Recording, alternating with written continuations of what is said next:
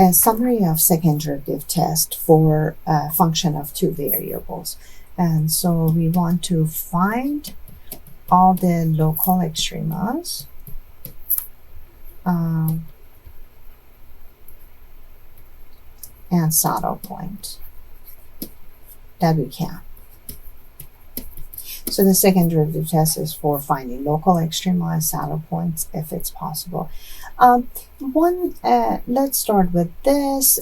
So what is the discriminant? So the discriminant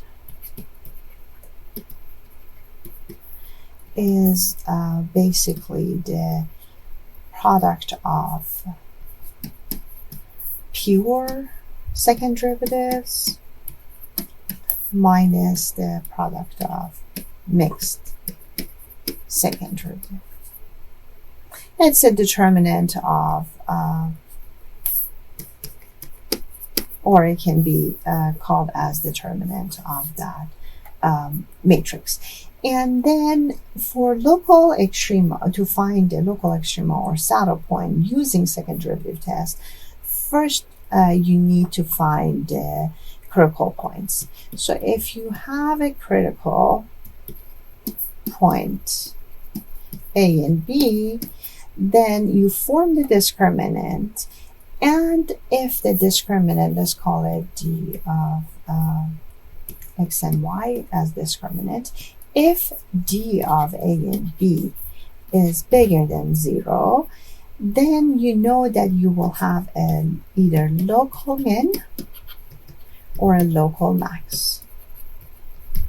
If d of A and B is less than 0, then you know that you have a saddle point.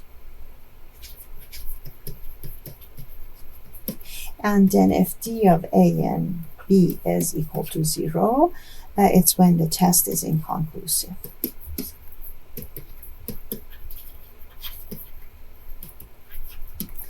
So I guess the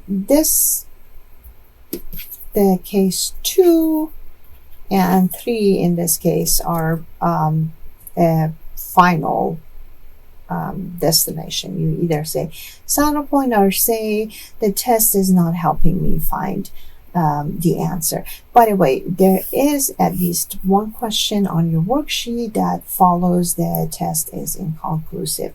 How do we find what the answer is? If the d of A and B is bigger than 0, so you locally will word like this, a little ball, or paraboloid looking downward locally. That's the Taylor approximation right there.